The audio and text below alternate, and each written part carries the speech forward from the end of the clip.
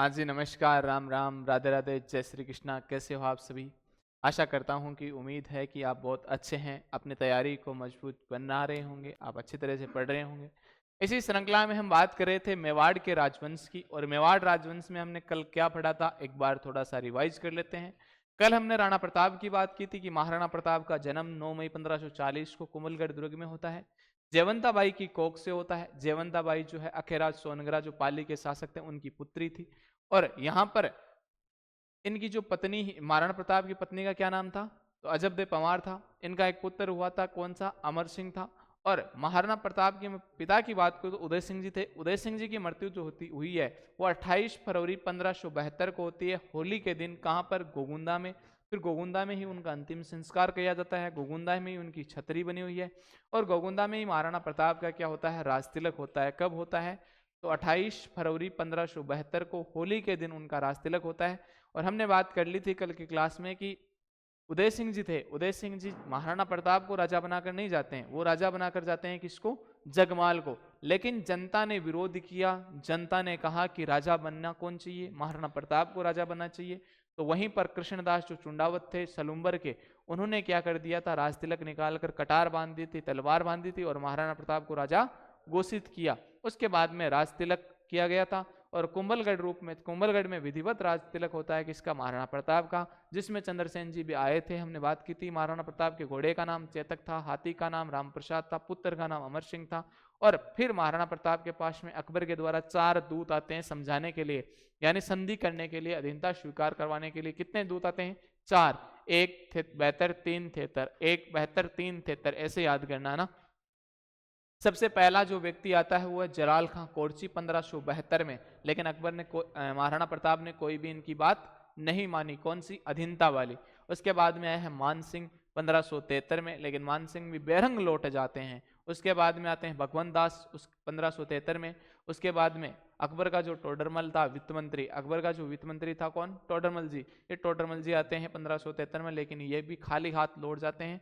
तो अकबर के द्वारा 4 दूत भेजे गए थे, जिसको महाराणा प्रताप ने बेरंग लौटा दिया था, क्योंकि इनका स्वाभिमान इतना हठी था, इतने इनका जो संकल्प था इतना दृढ़ था कि इस किसी के सामने ये डिगने वाला, कभी भी डिगमगाने वाला इनका वो नहीं था, है ना। इनका शाखार था, शानदार था, अड़िग थे ये अपने लक्ष्य पर, अपने जो इनका टारगेट था उस पे, है ना। तो ये भी ध्यान रख लेना। उसके बाद में हमने बात की थी जब तीनों को ही बेरंग लौटा दिया तो अब आगे चलकर क्या होगा? युद्ध होगा। युद्ध कौन सा होता है? हल्दी घाटी का युद्ध होता है। कब होता है? 18 जून 1576 को होता है। लेकिन डॉक्टर गोपीनाथ शर्मा जो है, वो डॉक्टर गोपीनाथ शर्मा जो इतिहासकार हैं प्रसिद्ध, ये इतिहासकार कहते हैं, गोपीनाथ शर्मा कहते हैं कि युद्ध तो कब हुआ था? 21 जून को हुआ था, याद रख लेना ना। बाकी लोग को क्या मानते हैं? 18 जून 1576 ही बताते हैं, लेकिन गोपीनाथ शर्मा 21 जून को मानता है। हल्दी घाटी के युद्ध में जो महाराणा प्रताप की सेना थी, इसका नेतृत्व किसने किया था? स्वयं प्रताप ने किया था। अकबर की सेना का नेतृत्व मान सिंह और असफ खान ने किया था। हमने बात कर ली थी कि हल्दी घाटी के युद्ध में अकबर खुद नहीं आया था, बल्कि अपने 2 सेनापतियों को भेजा था, किसको? मान सिंह और आसफ खां को, है ना। मान सिंह इस युद्ध में प्रथम स्वतंत्र रूप से ये प्रथम बार सेनापति बनकर आया था किसी युद्ध में, कि मान सिंह किसी युद्ध में प्रथम बार स्वतंत्र सेनापति का सेनापतित्व सेना का नेतृत्व किया था। तो वो किस युद्ध में किया था? हल्दी घाटी के युद्ध में किया था, क्योंकि इसे प्रथम बार स्वतंत्र सेनापति बनाया गया था। किस युद्ध में? हल्दी घाटी के युद्ध में। बनाकर भेजा कौन है? अकबर ने। अकबर ने मान सिंह को एक उपाधि दी थी, कौन सी? फरजंद की बेटे के सम्मान, है ना, ये भी ध्यान रख लेना। उसके बाद में मान सिंह इस युद्ध में आया था, किस युद्ध? घोड़े हाथी पर सवार था, तो मर्दाना नाम का हाथी था, उस पर सवार था, है ना। अकबर ने जो हल्दी घाटी युद्ध है इसकी योजना मैगजीन दुर्ग जो पड़ता है अजमेर में, उसमें बनाई थी। और अकबर जो राणा प्रताप, इस राणा प्रताप ने इस युद्ध की योजना कहाँ बनाई थी? कुंभलगढ़ दुर्ग में बनाई थी। हमने बात की थी कि अकबर जो महाराणा प्रताप था, इस महाराणा प्रताप का जो प्रारंभिक आक्रमण होता है अकबर की सेना पर, वो इतना प्रबल था कि अकबर की सेना तितर बितर होकर भागने लग जाती है। तो इस युद्ध में अकबर का जो दरबारी इतिहासकार था बदायूनी, वो खुद भी मौजूद होता है। उसकी एक बुक है मुंतख्वाब उल तवारिक। तो बदायूनी इस बुक में लिखता है कि जब प्रताप ने प्रारंभिक आक्रमण किया तो इतना प्रबल आक्रमण किया था कि हमारी सेना छिन्न भिन्न होकर भागने लग गई थी। और भागती हुई सेना में मुझे तो यही नहीं समझ में आ रहा कि मेरी सेना कौन सी है, यानी हमारी सेना, यानी प्रताप, मुगलों की सेना कौन सी है और प्रताप की सेना कौन सी है। क्योंकि मुगल सेना भाग रही थी तो उसके पीछे पीछे उनका पीछा कर रही थी कौन? जो मेवाड़ की सेना थी वो। तो मुझे तो समझ में नहीं, क्योंकि उसमें भी हिंदू सैनिक थे, इसमें भी हिंदू हिंदू मान सिंह हिंदू ही तो था, और बाकी जो लोग अधीनता अधीनता स्वीकार करवा ले तो वो भी तो सहायता करेंगे। लेकिन बदायूंनी इस युद्ध में आता क्यों है? बदायूंनी ये कहता है कि मुझे हिंदुओं के खून से क्या करनी है? अपनी दाढ़ी को रंगना है, मुझे दाढ़ी को लाल करना है। इस कारण ये इस युद्ध में भाग लेता है। तब बदायूंनी कहता है कि मुझे समझ में नहीं आ रहा था कि मेरे सैनिक कौन है और इसके सैनिक कौन है, तो मैं तीर चला रहा था। तब मैंने आसफ खां से कहा था, ये कहा था कि मैं तीर किस पे चलाऊं, मुझे तो समझ में नहीं आ रहा सेना अपनी कौन सी है और प्रताप की कौन सी है। तब आसफ खां ने कहा था कि आप तो तीर चलाओ, मरना तो इन राजपूतों को ही है। ये भी आप ध्यान रख लेना। किसने कहा था? आसफ खां ने। फिर बदायूंनी ये भी लिखता है कि हमारी सेना जब तितर बितर होकर भागने लग जाती है, डर के मारे भाग जाती है भयभीत होकर, क्योंकि प्रताप की सेना ने इतने प्रबल आक्रमण किया था प्रारंभिक रूप में। तो प्रारंभिक जो रूप, इस प्रारंभिक क्षण में इतना प्रबल आक्रमण होने के कारण ये लिखता है। और इसने अपनी बुक में आगे ये लिखा कि जब हमारी सेना भागती है तो हमारी सेना में जोश दिलाने के लिए, हमारी सेना को पुनः एकत्रित करने के लिए, इस उद्देश्य से उनकी सेना में एक व्यक्ति था मिहत्तर खां। वो मिहत्तर खां कहता है कि बादशाह खुद आ रहा है, बादशाह अकबर आ रहा है, खुद सेना लेकर आ रहा है। हम क्या करते हैं, बादशाह अकबर तब तक आते हैं, तब तक हम लड़ते हैं, बाकी बाद में बादशाह अकबर खुद बड़ी सेना के लेकर यहाँ पर आ रहा है। तो जब हम अपनी सेना ये भाग रही तो बादशाह आकर देखेगा तो सबको मारेगा, डर तो लगता ही है। तो सब सेना में जोश लाने वाला काम किसने किया है? सेना को एकत्रित करने वाला काम किसने किया है? तो मिहत्तर खान ने। तो इस युद्ध में मिहत्तर खान ने क्या फैलाई है? झूठी अफवाह फैलाई है। क्या अफवाह फैलाई है? कि इस युद्ध में अकबर स्वयं आ रहा है, ये बात की है ना। उसके बाद में मानसिंह जो था मर्दाना हाथी पर सवार था, तो प्रताप जो था वो अपने घोड़े चेतक पर सवार था। प्रताप मानसिंह के पास में चेतक को लेकर आते हैं। चेतक इतना समझदार था कि उसने दोनों पैर मानसिंह की जो हाथी थी उसकी सूंड पे रख दिए और मानसिंह पर प्रताप ने वार किया भाले से। लेकिन मानसिंह क्या करता है? बच जाता है, यानी होदे में बैठ जाता है, जिस कारण से मानसिंह की तो जान बच जाती है। लेकिन मानसिंह बड़ा समझदार आदमी था, इंटेलिजेंट आदमी था। मानसिंह ने अपने जो हाथी था उसकी हाथी की जो सूंड थी, उस सूंड में क्या लगा रखी थी? एक तलवार लगा रखी थी। उस तलवार के कारण जो प्रताप का घोड़ा जो है, इस घोड़े के पैर कट जाते हैं। पैर कटते ही चेतक मुंह नहीं कर पाता है, तो प्रताप को बड़ा दुख होता है और प्रताप इस चेतक को युद्ध भूमि से बाहर ले जाता है और एक जगह पड़ती है बलीचा गांव राजसमंद, यहाँ पर चेतक की मृत्यु हो जाती है। वहीं पर चेतक की क्या बनी हुई? स्मारक बना हुआ है, समाधि बनी हुई है। और इस मानसिंह जब ये होता था कि राणा किसी कारण से युद्ध से बाहर जाता, तो सादड़ी का जो झाला होता है, वो झाला क्या करते? राजचिन्ह धारण करते। धारण करने के बाद में क्या करते? लड़ते और लड़ते हुए वीर गति को प्राप्त हो जाते। किसकी रक्षा के लिए? राणा जी को सुरक्षित इस युद्ध भूमि से बाहर निकालने के लिए। देखो हमने बात की थी खानवा का युद्ध राणा सांगा के ने लड़ा था बाबर के साथ में। तो खानवा के युद्ध में होता क्या है कि खानवा के युद्ध में जैसे ही राणा सांगा घायल हो जाता है तो इसे बाहर ले जाया गया। बसवा जो दोसा नामक स्थान है वहां पर बाहर लेकर गए थे उनको। तो बसवा नामक स्थान पर लेकर गए थे राणा सांगा को। तब एक साहदड़ी का था झाला अज्जा। इस झाला अज्जा ने क्या किया? तो राज चिन्ह धारण किया था और राज चिन्ह धारण करके लड़ता है। दुश्मन इसे सांगा समझते हैं और इनकी क्या कर देते हैं? हत्या कर देते हैं। इसी कारण ये सागा ऐसा इस युद्ध में होता है। सादड़ी का झाला इसमें विद्या है और इस विद्या को मान भी कहते हैं। तो झाला विद्या या झाला मान जो था, ये मान महाराणा प्रताप का क्या करता है? राजचिन्ह जो भी है सारे राजचिन्ह धारण करते हैं और लड़ता हुआ वीरगति को प्राप्त हो जाता है। प्रताप के पीछे अगर कहते हैं कि सेना का मुगल सेना ने पीछा क्यों नहीं किया, तो बदायूंनी अपनी बुक में लिखता है, कौन सी बुक है इसकी? मुंतख्वाब उल तवारिक।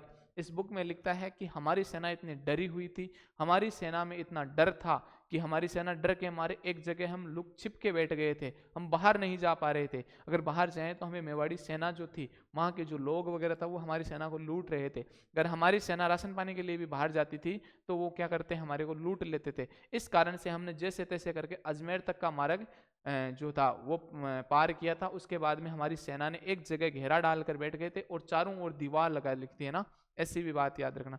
उसके बाद में हम बात करें तो महाराणा प्रताप जो है, वो महाराणा प्रताप यहाँ से इस युद्ध भूमि से तो बाहर चले जाते हैं। चेतक का स्मारक कहाँ बना हुआ? बलीचा राजसमंद में बना हुआ है। उसके बाद में अकबर जो था, अकबर जब मानसिंह और आसफ का दोनों दरबार में जाते हैं तो इन दोनों की टोडी बंद करवा देता है, यानी दरबार में आना बंद करवा देता है। क्योंकि अकबर जो था, अकबर कहीं ना कहीं इनसे दुखी हुआ था। क्योंकि इस हल्दी घाटी युद्ध का मुख्य उद्देश्य क्या था? मुख्य उद्देश्य यह था कि या तो राणा प्रताप को बंदी बनाना है या उनसे अधिकता स्वीकार करवानी है। तो इस युद्ध में दोनों ही काम नहीं हुए थे। राणा प्रताप को ना पकड़ पाए थे और ना ही उनसे अधीनता स्वीकार करवाई। तो अकबर ने कहा कि आप दोनों मुझे दिखने नहीं चाहिए, आप तो दरबार में आना ही मत। किसने कहा? अकबर ने। किसको कहा? मानसिंह और आसफ खां को। फिर कहते हैं कि अकबर 1576 के लास्ट में खुद आया था उदयपुर में, और उदयपुर में आकर होता है क्या? उदयपुर को जीत लेता है। उदयपुर का जो नाम बदल दिया था, नाम रखा था मुहम्मदाबाद। क्या नाम कर दिया था? मुहम्मदाबाद नाम करके वापस चला गया था। फिर अकबर ने अपने जो सेनापति था एक सादुल्ला खां, उस सादुल्ला खां को भेजा था। सादुल्ला खां को कितनी बार भेजा? 3 बार। 1576 में भेजा, 1577 में भेजा, 1578 में, 3 बार, सॉरी 1577, 1578, 1579, 3 बार भेजा है ना, ये भी आपको ध्यान रख लेना है। उसके बाद में हम बात करें तो जो मानसिंह अकबर ने 1580 की इसमें आसपास में किसको भेजा था? रहीम जी को भेजा था। रहीम जी ने शेरपुर में अपना क्या लगाया था? शिविर लगा लिया था। वहां से अमर सिंह उनकी पत्नियों को लेकर आते हैं, महाराणा प्रताप वापस पहुंचाते हैं। हमने सारी चीजें पढ़ ली थी। महाराणा प्रताप की हत्या हो जाती, मृत्यु हो जाती है कब? 1597 में। कब, किस कारण से? धनुष पर प्रत्यंचा समाप्ति होती है। और महाराणा प्रताप ने 1585 में चावंड को राजधानी बना ली थी। चावंड को राजधानी बनाने के बाद में 1585 से लेकर 1597 तक चावंड महाराणा प्रताप की राजधानी रहती है। जबकि मेवाड़ शासकों की चावंड राजधानी कब तक रहती है? 1614 तक रहती है। इतनी सारी बातें कर ली थी। उसके बाद में महाराणा प्रताप का जो पुत्र था उसका नाम क्या था? अमर सिंह। अमर सिंह का जन्म कब हुआ था? 1559 ईस्वी को हुआ था ना। ये सारी चीजें हमने पढ़ ली। तो अब हम आगे की बात करते हैं, कौन से शासक की? अमर सिंह की बात करते हैं ना। तो रिवाइज कर लिया करो, रिवाइज करते ही अपने को ये दिमाग में पता चल जाता है कि कौन सी चीजें तो हमने पढ़ ली और आज हमें क्या पढ़ना है ना। सबसे ज्यादा कंफ्यूजन ये में रहता है कि हम पढ़ना क्या है, तो ये ध्यान रखा करो थोड़ा सा, है ना। चलो, अमर सिंह प्रथम राजा बनता है 1597 को। कब तक? 1620 तक। इसके समय होता है क्या है, देखो अकबर जो था, अकबर की मृत्यु हो जाती है कब? 1605 में। और 1605 में जैसे ही अकबर की मृत्यु होती है, अगला राजा कौन बना? जहांगीर बना। कौन बना? जहांगीर बना। और जहांगीर ने कहा कि भाई आप अधीनता स्वीकार कर लो। इसके पास मैसेज हो गया, क्योंकि नया नया राजा बना है, तो इसने कहा कि नहीं, मुझे तो अधीनता स्वीकार नहीं करनी है। तो जहांगीर ने इस पर अटैक किया। अटैक करते युद्ध कौन सा हुआ? देबारी का युद्ध। कब हुआ? 1605 में। और जहांगीर ने अपना सेनापति भेजा था, कौन? परवेज प्रथम। ये जहांगीर का प्रथम अभियान था। ये जहांगीर का इस अमर सिंह के खिलाफ प्रथम अभियान था। किसको भेजा था? परवेज प्रथम को भेजा था, याद रख लेना। अब देखो, इस जहांगीर का एक पुत्र था जिसका नाम था खुरम। कौन था? खुरम। जहांगीर ने फिर इस खुरम को भेजा कि आप जाकर आओ, और जाकर आकर या तो इनसे अधीनता स्वीकार करवा लो या इन पे युद्ध करो। तो ये खुरम जो है, एक खुरम पूछता है सादुल्ला खां को, मान सिंह को, आशफ खां को, जो भी लोग थे उनसे पूछता है रहीम जी को कि क्या बात है, मेवाड़ वाले अधीनता स्वीकार क्यों नहीं करवा रहे? करते हैं क्या? आप आक्रमण करते हो तो क्या उनको पकड़ नहीं पाते? क्या उनसे अधीनता स्वीकार नहीं करवा पाते? कारण क्या है जिस कारण से आप इतनी बड़ी फौज लेकर जाते हो और फिर भी हार का सामना करना पड़ता है?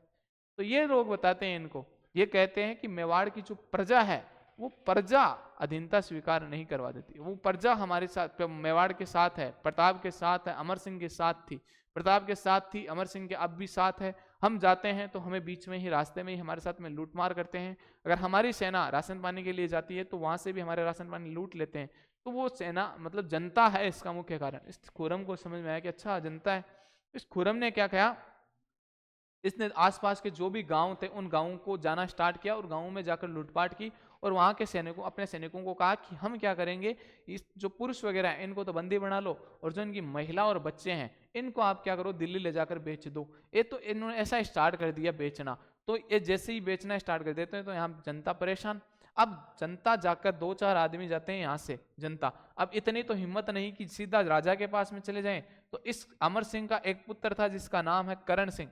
ये इस करण सिंह के पास में जाते हैं और इस करण सिंह को जाकर कहते हैं कि देखो साहब, इतने दिन तो हम आपके साथ में थे और साथ में तो हम आज भी हैं, आज भी अगर युद्ध करोगे तो हम आपके साथ में हैं, नहीं, लेकिन अब हमारे साथ में हमारी जो महिलाएं हैं, हमारे जो बच्चे हैं, उनको यहाँ से दिल्ली ले जाकर बेचा जा रहा है। आप भी बताओ भाई, किस पति को, किस आदमी को बुरा नहीं लगेगा कि उसकी आंखों के सामने उसकी पत्नी को गिरफ्तार करके कोई दूसरा आदमी ले जाया जा रहा है।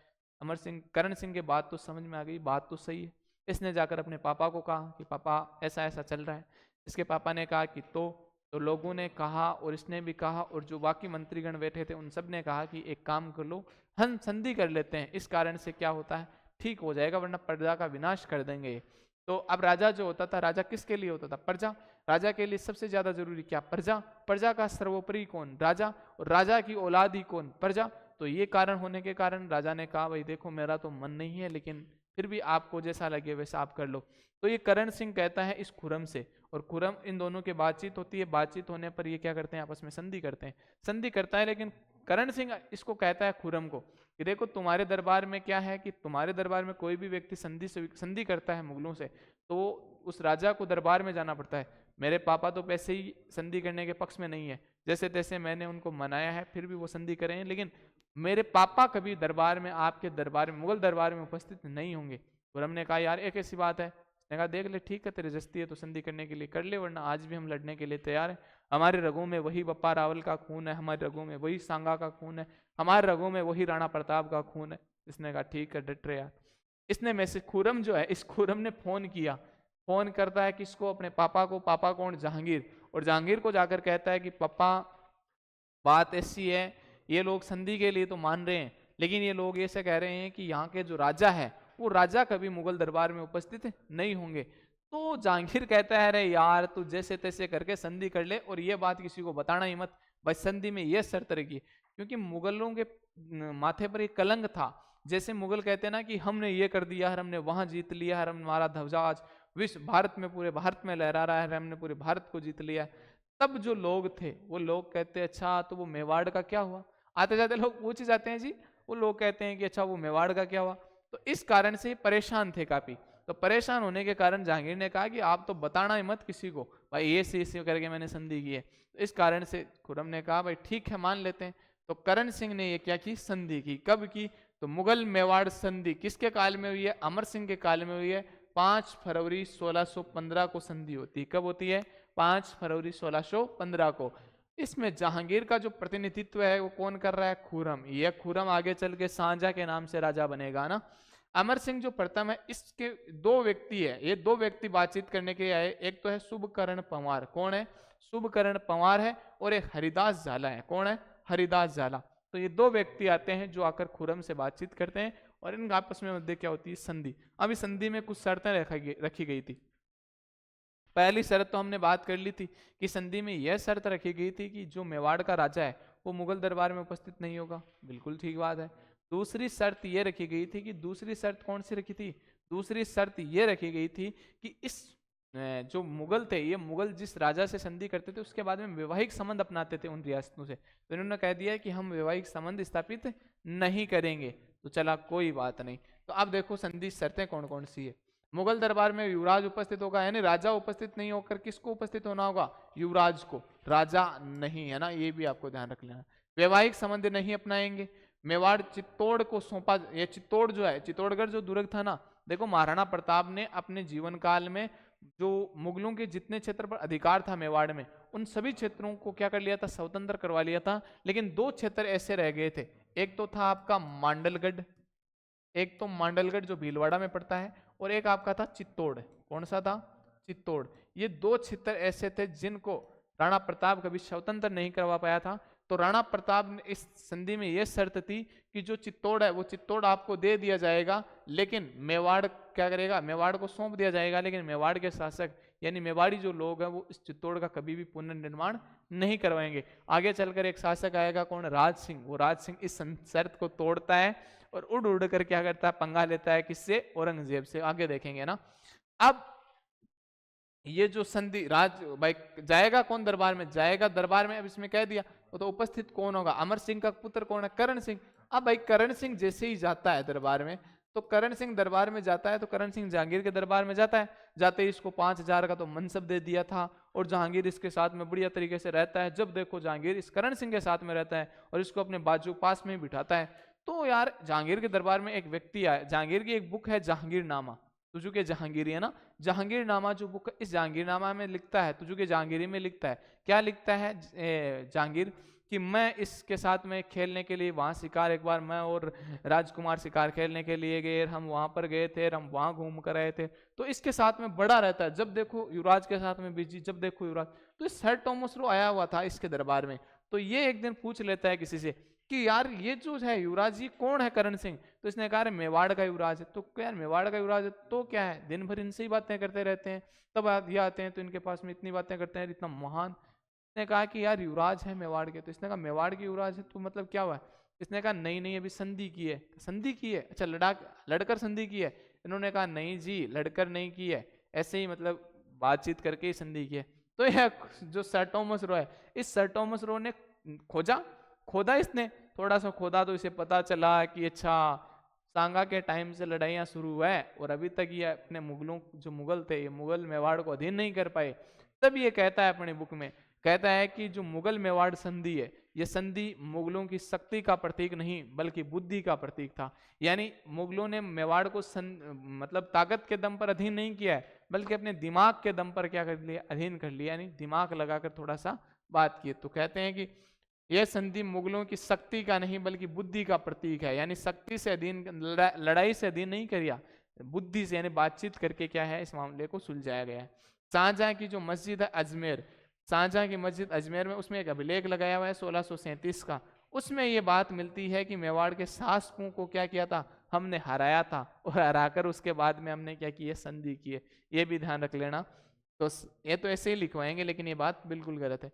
अमर सिंह यहाँ से बाद में संधि कर लेता है, तो इसका संधि करने के बाद में इसका जी तो वैसे उसी दिन ये तो मर गया था जिस दिन मुगलों के साथ में संधि की थी। इसने सोचा कि यार मेरा पिता इस प्रकार का था और मैं उनका बेटा होकर संधि कर रहा हूँ, ये तो अच्छी बात नहीं है। तो ये क्या कर लेते हैं, यहाँ से फिर नौ चौकी पाल जो है राजसमंद में पड़ती है, ये नौ चौकी पाल की तरफ आ जाते हैं। और फिर वहीं पर आगे चलकर राज सिंह नामक व्यक्ति जो था, इसने एक झील बनवा दी, कौन सी, राजसमंद झील, है ना, ये भी ध्यान रख लेना। और अमर सिंह की मृत्यु होती है 1620 में। उसके बाद में उनका अंतिम संस्कार कहाँ होता है, आहड़ में। लेकिन देखो अब तक जो हम याद रख रहे थे, हम याद क्या रख रहे थे कि जो राणा प्रताप है, इस राणा प्रताप का जो अंतिम संस्कार किया गया था, या सांगा जो है, सांगा का अंतिम संस्कार कहाँ किया गया था, मांडलगढ़ भीलवाड़ा में, वहां पर उनकी छतरी बनी हुई है। फिर हम बात कर रहे थे राणा प्रताप की छतरी बाडोली में है। जो उदय सिंह है, उदय सिंह की छतरी कहाँ पर है, तो गोगुंदा में है। तो ये जो चीजें थी, उसके बाद में अमर सिंह को आहड़ में दफनाया गया था। अब जो भी राजा आएंगे उनको सारे को सभी राजाओं को कहाँ दफनाया जाएगा, आहड़ में, और आहड़ में उनकी छतरी बनी हुई है, ये ध्यान रख लेना। लेकिन मेन चीज ये देखना है कि आहड़ में प्रथम छतरी किसकी बनी हुई है, तो अमर सिंह की बनी हुई है। किसकी, अमर सिंह प्रथम की बनी हुई है, क्योंकि पहली बार आहड़ में किन को दफनाया है, अमर सिंह को दफनाया गया है ना। उसके बाद में सभी राजाओं की छतरी यही है ना। और इस आहड़ को क्या कहा जाता था, महासतियों का टीला कहा जाता है ना, ये भी ध्यान रख लेना। मेवाड़ की चावण चित्र शैली का जो स्वर्ण काल है, वो किसको कहा जाता है, अमर सिंह को कहा जाता है। मुगलों की अधीनता व संधि स्वीकार करने वाला मेवाड़ का राजा कौन था, अमर सिंह। भाई मन तो इसका नहीं था, लेकिन इसके शासनकाल में ही तो हुई है, तो अमर सिंह हो जाएगा ना। कब की थी, 5 फरवरी 1615 को, ये भी ध्यान रख लेना। उसके बाद में आगे राजा कौन बनता है, करण सिंह। और करण सिंह 1620 से 1628 तक राजा बनते हैं। मुगल दरबार में ये सबसे पहले, यानी मुगल दरबार में जाने वाला व्यक्ति कौन था, तो युवराज था अमर सिंह के टाइम पर ये करण सिंह। तो करण सिंह जाते हैं, तो ये मुगल दरबार में उपस्थित होने वाला प्रथम युवराज भी था, और अब राजा बन गया तो शासक भी बोलेंगे, है ना। महलों का निर्माण करवाया था इन्होंने। एक महल बनवाया था कर्ण विलास, एक बनवाया था दिल खुश, यानी उसमें रहते हैं तो भाई साहब दिल खुश हो जाता है, इसलिए नाम क्या पड़ गया, दिल खुश। एक जो पिछोला झील है, इस पिछोला झील में एक मंदिर, जो महल भी है, लेकिन क्या महल है, जग मंदिर महल। कौन सा महल, जग मंदिर महल बनवाया, ये भी आपको ध्यान रख लेना। जग मंदिर महल जो है पिछोला झील में है, पूरा किसने करवाया था, जगत सिंह प्रथम ने करवाया। ध्यान रख लेना कि निर्माण कार्य चालू किसने किया है, करण सिंह ने किया है, लेकिन पूरा कौन करवाता है, जगत सिंह प्रथम करवाता है ना। अब कई होंगे ये भी दिमाग में ये दिक्कत होती होगी कि हमें देखो लाखा पड़ा था, लाखा के बाद लाखा का पुत्र कौन था, कौन था लाखा, लाखा का पुत्र था मोकल, मोकल का पुत्र कुंभा, कुंभा का पुत्र रायमल, रायमल का पुत्र सांगा, सांगा का पुत्र उदय सिंह, यानी रतन सिंह विक्रमादित्य बने थे। सांगा के बाद में शासक कौन बना है, रतन सिंह। उसके बाद में विक्रमादित्य, विक्रमादित्य बाद उदय सिंह, उदय सिंह के बाद में कौन बना है, तो प्रताप बना है। प्रताप के बाद में कौन बना है, उनका बेटा अमर सिंह बना है। अमर सिंह के बाद में कौन बना है, करण सिंह बना है। और करण सिंह के बाद में कौन बनेगा, जगत सिंह प्रथम। तो ध्यान रख लेना कि राज अगर जगत राज जो है उसकी जय है ना, ये भी ध्यान रख लेना कि अमर करण जगत राज की जय, अमर करण जगत राज की जय। अब ये देखो इससे क्या होगा कि राणा प्रताप के बाद में जो शासक बने हैं उनके नाम है। राणा प्रताप के बाद में अमर, आप तो ये ट्रिक याद करो भले, अमर करण जगत राज की जय, अमर करण जगत राज की जय। महाराणा प्रताप के बाद में उसका पुत्र अमर सिंह राजा बना है, तो उसके अमर सिंह के बाद में उसका पुत्र करण सिंह, तो करण, करण सिंह के बाद में उसका पुत्र जगत सिंह, तो जगत, जगत सिंह के बाद में राज सिंह, तो राज, और राज सिंह के बाद में उसका पुत्र जय सिंह, तो जय। तो अमर करण अमर करण जगत राज की जय, अमर करण जगत राज की जय, ये इन शासकों के नाम हो जाएंगे ना आगे, ये भी ध्यान रख लेना थोड़ा सा। बाद में जो है इस जग मंदिर में देखो, इस जहांगीर जो था, ये जहांगीर का एक पुत्र था खुरम, खुरम का क्या नाम था, शाहजहां आगे चलकर राजा बनता है। इस खुरम ने क्या कर दी थी, अपने पिता के विरुद्ध विद्रोह कर दिया था। कब की बात है? 1623 की बात है। तो ये भाग कर आता है, तब ये जो करण सिंह था, ये करण सिंह उसके दरबार में रहता था पहले, तो इस खुरम से अच्छी दोस्ती हो गई इसकी भी, पापा की तो थी इसकी भी अच्छी दोस्ती हो गई। तो ये भाग कर कहाँ आता है? इस करण सिंह के पास में आ जाता है, और करण सिंह ने इसको जो खुरम था, इस खुरम को कहा कि भाई ये जो जग मंदिर है, ये जग मंदिर थोड़ा तो बना है, लेकिन पूरा अभी मैंने निर्माण ही करवाया, लेकिन एक कमरा तो तुम्हारे लिए तैयार है भाई, 2 BH का फ्लैट साथ तैयार है कि लेट बात है, और एक कमरा है और एक किचन है, तू तो वहां से आराम से रह सकता है। तो इस खुरम को शरण दी थी किसमें? जग मंदिर में। और इस जग मंदिर का आगे चलकर निर्माण पूरा कौन करवाता है? जगत सिंह प्रथम करवाता है। तो याद रखना, शहजादा खुरम। और जो खुरम इस जग मंदिर महल में रहता है, जगन्नाथ मंदिर महल में रहता है, तो इसमें जो फर्नीचर वगैरह, जो इसमें बाटा वगैरह लगे हुए थे, जो इसके डिजाइन वगैरह था, इनसे प्रभावित होता है, और प्रभावित होकर आगे चलकर ये ताजमहल बनवाता है। तो इस ताजमहल की प्रेरणा जो तो इसे मिली थी, वो इस जग मंदिर महल से मिली थी। ध्यान में रख लेना, आपसे पूछा जाए कि जो शाहजहां, इस शाहजहां ने ताजमहल बनाने की प्रेरणा कहाँ से ली थी या कहाँ से मिली थी, तो आपको ध्यान रखना है जग मंदिर महल जो था पिछोला झील उदयपुर में है, इससे मिली थी। अब उसके बाद में आगे का राजा कौन बनेगा? जगत सिंह प्रथम बनेगा। कब बनेगा? 1628 से 1652। इसने जग मंदिर का निर्माण पूरा करवाया था। इसने एक जगन्नाथ जो राय मंदिर है, जगदीश मंदिर है, सपनों में बना मंदिर है, ये बनवाया था। ये जो पुरी के जो जगन्नाथ राय मंदिर, जगन्नाथ महाराज जी है ना, उसके नाम पर ये मंदिर पड़ा है ना।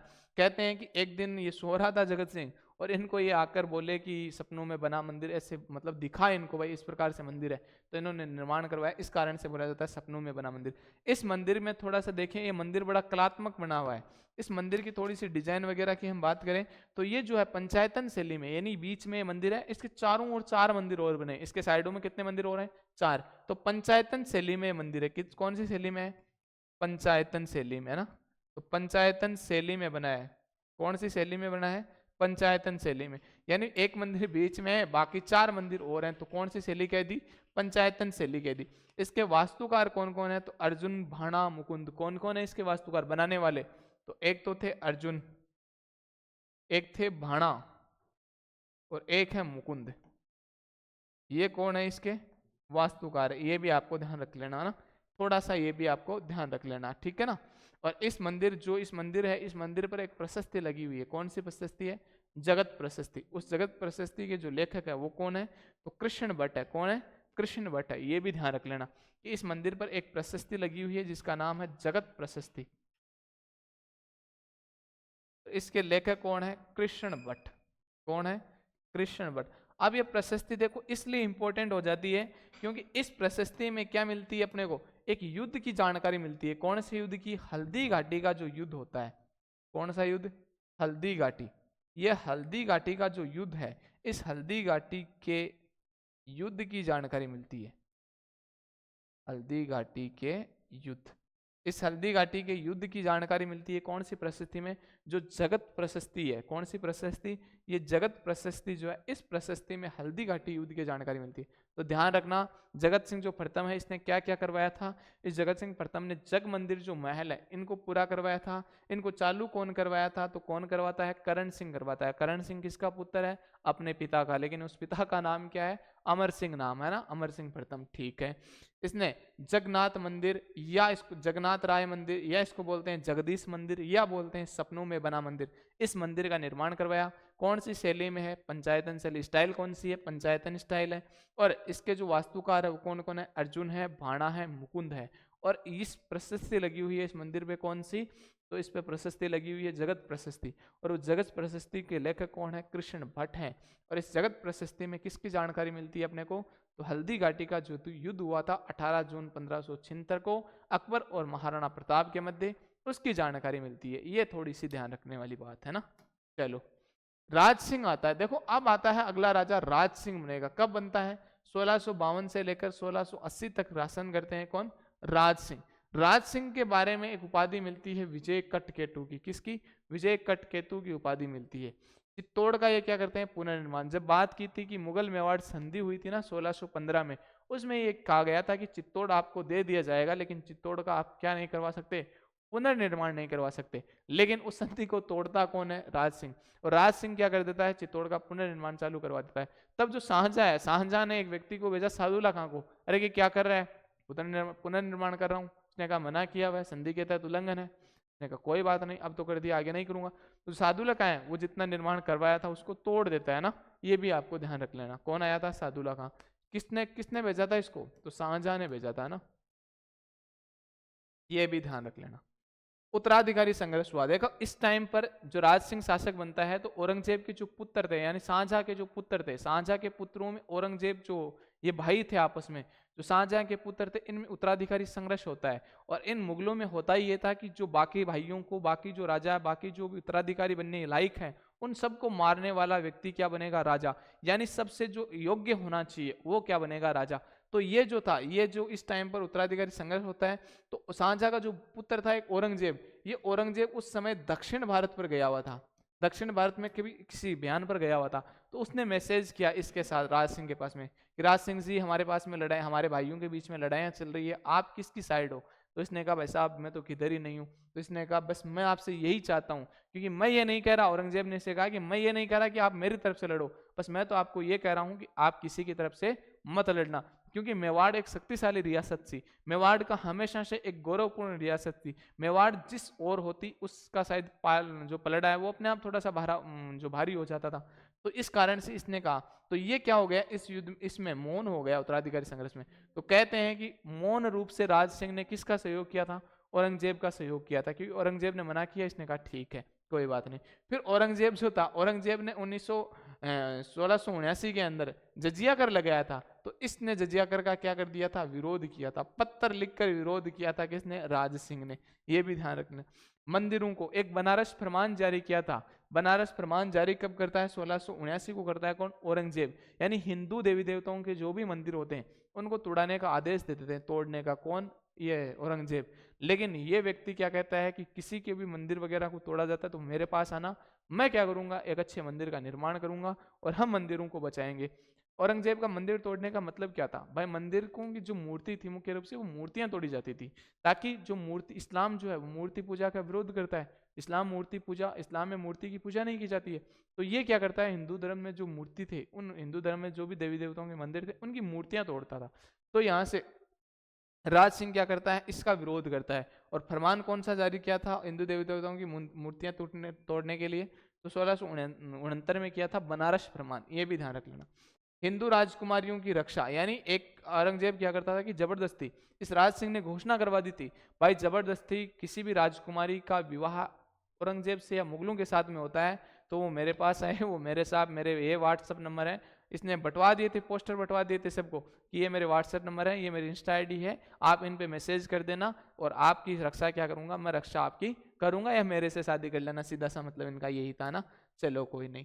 फिर देखो राठौड़ व सिसोदिया गठबंधन। मारवाड़ का एक शासक हुआ था अजीत सिंह। अजीत सिंह को राजा नहीं बनने दे रहे थे कौन, औरंगजेब। तो औरंगजेब राजा नहीं बनने दे रहे थे, लेकिन उनको राजा बनाना चाहता है तो कौन, दुर्गादास राठौड़। उस दुर्गादास राठौड़ को कहा जाता है मारवाड़ का अणबिंदिया मोती। क्या कहा जाता है, मारवाड़ का अणबिंदिया मोती। इसे दुर्गादास राठौड़ को कर्नल जेम्स टोड ने कहा क्या, कि ये तो राठौड़ों का क्या है, यूलिसेस है। तो ये भी ध्यान रखना। तो दुर्गादास राठौड़ आते हैं किसके पास में, मेवाड़ में आते हैं। मेवाड़ का शासक उस टाइम कौन था, राज सिंह। राज सिंह को आकर बताते हैं कि यार राजा नहीं बनने दे रहा। तो उसने कहा कि हम गठबंधन करते हैं और हम आप दोनों मिलकर क्या करेंगे, राजा बनाएंगे।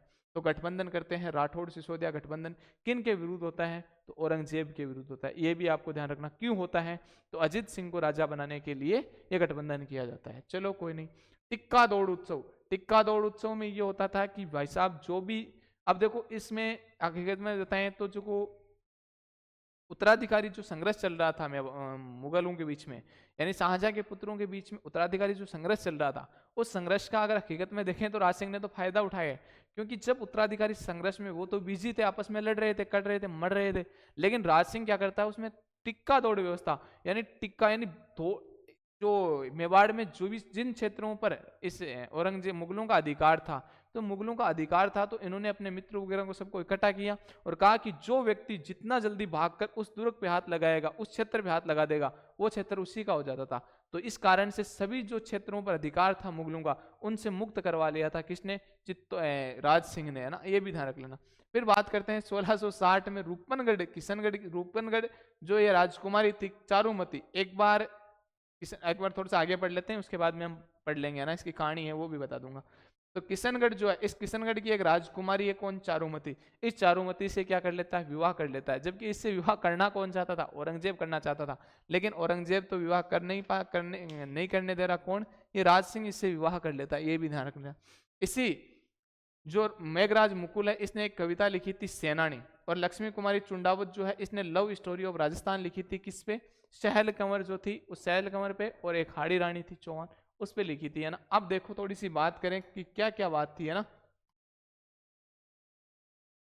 थोड़ी सी स्थापत्य कला की ओर बात कर लेते हैं ना। तो इस राज सिंह ने जो है एक मंदिर बनवाया था। इसके पास में दो व्यक्ति आते हैं, गोविंद और दामोदर। ये व्यक्ति पहले मूर्ति लेकर जाते हैं कहाँ पर, मारवाड़ की तरफ जाते हैं। तो मारवाड़ में वहां पर जिस टाइम पर जसवंत सिंह जी थे नहीं, तो उन्होंने कहा कि भाई साहब यहाँ पर जसवंत सिंह जी तो है नहीं, और आप एक काम कर लो, आप मेवाड़ चले जाओ, मेवाड़ का जो राजा है राज सिंह, वो राज सिंह इस टाइम पर अच्छे अच्छे कार्य कर रहे हैं, वो आपकी सहायता करेंगे। तो ये आते हैं मूर्ति लेकर, और इनको श्रीनाथ जी का मंदिर बनवाते हैं। कृष्ण का मंदिर है ना, श्रीनाथ का मतलब कृष्ण रहता है ना, तो कृष्ण जी का मंदिर बनाया। कहाँ पर है, तो सिहाड़, नाथ द्वारा का प्राचीन नाम क्या था, सिहाड़ था ना, तो सिहाड़ मंदिर बनवाता है ना, सिहाड़ में मंदिर बनवाया, और सिहाड़ का है नाथ द्वारा में, ठीक है। गोविंद और दामोदर जो है मूर्ति लेकर आते हैं। इन्होंने एक मंदिर और बनवाया था, द्वारिकाधीश मंदिर, और कहाँ बनवाया है, कांकरोली, कांकरोली पड़ती कहाँ पर, राजसमंद में। अंबा माता का मंदिर बनवाया कहाँ पर, उदयपुर में। राज सिंह की जो पत्नी थी एक दूसरी, उसका नाम था रामरस्ते, उसने त्रिभुवन बावड़ी का निर्माण करवाया था कहाँ पर, उदयपुर में। और एक राजसमंद झील भी बनवाता है कौन, राज सिंह। कौन बनवाता है, राज सिंह। इसने गोमती नदी के जल को रोककर ये झील का निर्माण करवाया था। इस झील का जो उत्तरी भाग था उसको नौ चौकी पाल कहते थे, और हमने बात की थी अमर सिंह, अमर सिंह इसी जगह पर रहने लगते हैं ना। और इस झील की एक प्रशस्ति लगी है, कौन सी, राज प्रशस्ति। ये राज प्रशस्ति की बात करूं तो ये लगाई कब थी, 1676 की है। इसके जो लेखक है वो कौन है, रणछोड़ भट्ट तेलंग है। उत्कीर्ण किसने करवाई थी, राज सिंह ने करवाई थी। ये 25 बड़ी बड़ी शिलाओं पर लगी हुई है। इस कारण से विश्व की सबसे बड़ी जो प्रशस्ति है वो कौन सी है, राज प्रशस्ति। ये भी आपको थोड़ी सी ध्यान रखनी है ना। विश्व की सबसे बड़ी प्रशस्ति भी कौन सी, ये। भाषा कौन सी है इसकी, संस्कृत है। इस राज प्रशस्ति में 24 तो सरग हैं, और 1106 क्या है, श्लोक हैं। तो ये तो इनकी स्थापत्य कला थी, और इनके जो भी पॉलिटिकल अचीवमेंट थे उनकी बात कर ली। अब थोड़ी सी हम वो कहानी देख लेते हैं, कौन सी, रूपनगढ़ की जो राजकुमारी थी इसकी बात कर लेते हैं। अब देखो रूपनगढ़ की एक राजकुमारी थी कौन, चारुमती। तो एक दिन हुआ क्या था कि एक बूढ़ी महिला आई थी यहाँ पर किशनगढ़ में, और वो पोस्टर बेच रही थी। तो वो पोस्टर बेचने जैसे ही इसके महल के सामने आई तो ये जाती है, और इसने सारे जो अच्छे अच्छे पोस्टर थे, जिसमें पृथ्वीराज चौहान थे, राणा सांगा थे, बप्पा रावल थे, इन सब के पोस्टर जो थे वो ले लिए। उसने कहा कि आप राजकुमारी जब इतने सारे पोस्टर लिया तो एक पोस्टर मेरे पास बचा है, ये भी ले ले, इतना सुंदर पोस्टर है। इसने कहा ये किसका है, इसने कहा आप इसको नहीं जानती। महिला ने कहा कि आप इसको नहीं जानती, कि नहीं, कि ये तो जो है मुगल बादशाह औरंगजेब है। इसने कहा अच्छा औरंगजेब है, तो लाओ ये पोस्टर मेरे को जल्दी दो। तो इसने वो पोस्टर ले लिया। पोस्टर लेते ही अपनी जो महिला जो सहेलियां वगैरह थी सबको बुलाया, सबको आवाज लगाई कि आप एक बार नीचे आओ। तो सभी आई बाहर, सब ने आकर जब बैठी तो उन्होंने कहा अपनी चप्पल निकालो। सबने सबकी चप्पल निकालकर उस पोस्टर के ऊपर मरवाती हैं। जैसे ही पोस्टर पर इतनी सारी चप्पलें पड़ी तो भाई साहब पोस्टर तो फट गया, और पोस्टर फटा तो जैसे उसको थोड़ा तोड़ मरोड़ के उस बूढ़ी औरत को दे दिया, और देने के बाद में कह दिया कि आप ये ले जाकर औरंगजेब को देना, और कहना कि राजमती ने इसकी ये हालत, चारुमती ने ये हालत की है, किशनगढ़ की राजकुमारी। भाई साहब वो औरत जाती है, जैसे ही जाती है जाकर कहती है औरंगजेब को, तो औरंगजेब कहता है इस पोस्टर की ये हालत किसने की। उसने कहा कि ये राज जो चारुमती है, इस चारुमती ने की है। कि कहाँ की है, कि किशनगढ़ की राजकुमारी की, उसकी इतनी मत। तो वैसा औरंगजेब ने तुरंत फोन मिलाया किसके पास में, जो चारुमती है, चारुमती के पापा के पास में, कि हम आ रहे हैं शादी की। तो इस किशनगढ़ वालों की इतनी औकात क्या, इसको मना कर दे। ये मना करते ही दूसरे दिन सेना लेकर आ जाएगा। तो इसने कहा कि भाई साहब आ जाओ, आने से 2 दिन पहले बता देना, ताकि हम खाने पीने की व्यवस्था थोड़ी सी करवा लें। अब जैसे ही इस चारुमती को पता चला कि हमारी शादी होगी किसके साथ में, औरंगजेब के साथ में, तो ये सोचती है कि मुझे इससे शादी करनी नहीं है, क्योंकि इसको तो इससे शादी नहीं करनी, नफरत थी, तभी तो वो पोस्टर फाड़ा था इसका।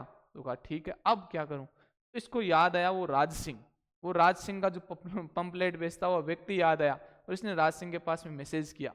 मैसेज करते ही कहा, हेलो राज सिंह जी, मैं चारुमती हूँ, किशनगढ़ की राजकुमारी, और मेरी शादी जो है वो मेरे पिताजी मेरी मर्जी के खिलाफ कहाँ कर रहे हैं, मुगल बादशाह औरंगजेब के साथ कर रहे हैं। अब जैसे ही राज सिंह के पास मैसेज गया, राज सिंह जी ने डीपी देखी, डीपी वगैरह चेक की, बात तो सही है, राजकुमारी भी सुंदर है, बेहद सुंदर राजकुमारी थी। तो इसने कहा चलो ठीक है कोई बात नहीं। तो इसने कहा कि ठीक, आप तो ये बताओ आपकी जो बारात शादी है कब की, शादी वाला दिन बता दो, बाकी मैं संभाल लूंगा, आपकी शादी मेरे से होगी। इसने कहा ठीक है साहब कोई बात नहीं। इसने कहा इतनी तारीख को शादी है, आप आ जाना। ठीक। अब राज सिंह क्या करता था कि उस टाइम पर राज सिंह की जब सेना उधर से मुगल सेना, इसने मैसेज किया, जैसे पता चला कि उसकी शादी किसके साथ में, राज सिंह की, तो राज सिंह के पास में मैसेज आता औरंगजेब का। औरंगजेब ने कहा कि यार तू क्या आदमी है, वहाँ शादी मेरी है। राज सिंह ने कहा नहीं नहीं भाई साहब, अब मैंने डीपी देख ली है, शादी तो मैं ही करूंगा। तो औरंगजेब कहता है नहीं, इस बार तो शादी मैं करूंगा। तो उससे पहले घटना ये होती है कि एक मेवाड़ थी, मेवाड़ का एक जगह पड़ती है रूपनगर, उस रूपनगर की राजकुमारी हुआ करती थी चंचल। देखो रूपनगर, ये जो रूपनगर थी, इस रूपनगर का एक राजकुमारी हुआ करती थी चंचल कुमारी। कौन थी? चंचल कुमारी। और 2 दिन पहले इससे शादी करना कौन चाहता था? औरंगजेब। लेकिन करके कौन आ गया? राज सिंह। तो अब औरंगजेब को तो गुस्सा आएगा, सीधी सी बात है। तो औरंगजेब और इन दोनों के मध्य होती है लड़ाई। उधर औरंगजेब अपनी सेना लेकर आ जाता है। तो ये जो राज सिंह है, ये राज सिंह कहता है कि भाई आप क्या करो, अब तो युद्ध करना पड़ेगा, क्योंकि औरंगजेब की सेना से लड़ना है। तो आप औरंगजेब की सेना से लड़े कौन? सलूम्बर वाले। हमने बात की थी हरावल बाग में आगे आगे कौन थे? सलूम्बर वाले। तो सलूम्बर का उस समय जो ठिकानेदार था या जागीरदार था वो कौन था? रतन सिंह चुंडावत था। कौन था? रतन सिंह जी था, रतन सिंह चुंडावत। अब इस रतन सिंह चुंडावत की क्या हुई थी? उस समय नई नई शादी हुई थी। तो इनकी जो पत्नी थी, उस पत्नी का नाम था सहल कंवर। कौन थी? सहल कंवर। और ये हाड़ी रानी थी, यानी हाड़ा चौहानों की पुत्री थी, तो इसको हाड़ी रानी भी बोलते। अब ये सहल कंवर जो थी, इस सहल कंवर, इसका रतन सिंह का ही नया नया शादी हुई थी। तो ये रतन सिंह जाने से मना कर देता है। जैसे इसके पास मैसेज आता है कि राणा जी का मैसेज आया है, औरंगजेब ने अटैक किया है, जिस कारण से आपको क्या है, लड़ना है, जाना है, सेना का जो नेतृत्व करना है। अग्रिम भाग में लड़ते थे, तो सेना का नेतृत्व करना है। तो ये मना कर देता है कि नहीं, दिमाग खराब हो गया राज सिंह जी का, यार अभी भी मेरी शादी हुई है, और उसकी शादी के लिए मैं जाऊं क्या युद्ध करने के लिए? उनको जरूरी है क्या शादी? क्योंकि वो तो इस समय में रोज शादियां करते थे, क्योंकि उन्होंने कह रखा था भाई कोई भी हिंदू लड़की की अगर जबरदस्ती कोई शादी करवाते हैं मुगलों से, तो उसकी रक्षा मैं करूंगा। तो रक्षा और तो कोई शादी करे ना करे, राज सिंह जी करते थे। तो उसने कहा कि नहीं, मैं नहीं जाऊंगा। जब इस बात का पता चला इस सहल कंवर को, तो सहल कंवर ने कहा कि यार युद्ध करना हमारा परम कर्तव्य है, हमारा परम कर्तव्य यह है कि हम मेवाड़ की रक्षा करते हुए शहीद हो जाएं। लेकिन मेरा पति है कि वो तो युद्ध करना ही नहीं चाहता, वो तो मेरी वजह से युद्ध में जाना ही नहीं चाहता। इसलिए नहीं जाना चाहता है क्योंकि मेरी उसके साथ में अभी भी नई नई शादी हुई है, और वो क्या सोचता है। तो इसने इसको समझाया कि आपको जाना चाहिए, राज सिंह जी को वहाँ पर शादी करने के लिए जा रहे हैं, उनकी इज्जत पर है, ऐसा वैसा।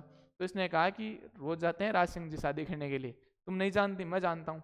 इस हाड़ी सहल कंवर जो थी, इस सहल कंवर ने सोचा कि नहीं, जाना होगा। तो इसने कैसे तैसे करके इनको राजी किया और इनको भेजा। तब ये जाते हैं, तो नीचे जाते हैं, तो झरोके से इनको ये रानी दिखती है, कौन सी? सहल कंवर। तो ये सैनिक को भेजते हैं, और सैनिक को भेजकर कहते हैं कि जाओ तुम रानी से कोई निशानी लेकर आओ। तो जब वो सैनिक रानी के पास में आता है, तो रानी सोचती है, सहल कंवर जो है, सहल कंवर सोचती है कि यहीं से जाने पर इनको निशानी चाहिए, तो ये वहां जाकर क्या लड़ लेंगे क्या? इनका पहले ही जाने से मन नहीं है, और अब ये निशानी मांग रहे हैं, तो वहां जाकर क्या गारंटी है कि लड़ लेंगे? तो रानी सहल कंवर सोचती है कि मेरी जो बुआजी थी, इसकी बुआजी कौन थी? वो जसवंत, जोधपुर वाली जसवंत सिंह की पत्नी। जिस जसवंत ने क्या क्या किया था, जसवंत सिंह जब हार कर वापिस आता है, तो दुर्ग के दरवाजे बंद कर लेती है कि आप मेरे पति हो ही नहीं। क्योंकि राजपूत योद्धा या तो रणभूमि में जीत कर आते हैं, या रणभूमि में दुश्मन के खिलाफ लड़ते हुए वीरगति को प्राप्त होते हैं, जबकि हार कर वापिस नहीं आते हैं। इस कारण से उस बुआशा की मैं क्या हूं? भतीजी हूं। तो क्या सोचेंगे मेरे पर? एक तो मेरी बुआ थी जिसने अपने पति को मानने से इनकार कर दिया था, एक मैं, कल को क्या हमारे ऊपर कलंक लगेगा।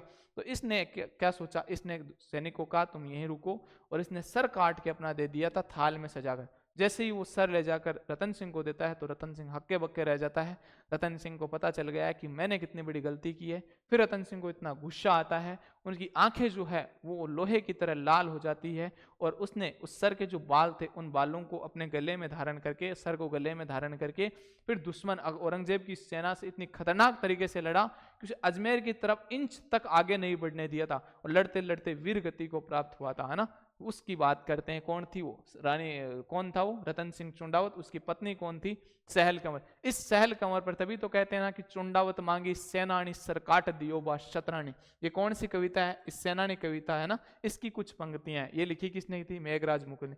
और इसी रतन सिंह और इस सहल कंवर के जो लव था, इसका प्रेम था, इनके प्रेम पर आधारित एक स्टोरी लिखी थी, लव स्टोरी ऑफ राजस्थान, यानी बुक लिखी थी। और ये लिखी किसने है? तो ये लिखी है लक्ष्मी कुमारी चुंडावत ने। किन पर लिखी थी? रतन सिंह चुंडावत और चहल कंवर पर। तो ये थी इनकी प्रेम कहानी का वर्णन ना। आगे की चर्चाएं करेंगे हम अपनी अगली क्लास में। अब मैं लेता हूं आपसे विदा, तब तक के लिए जय हिंद जय भारत।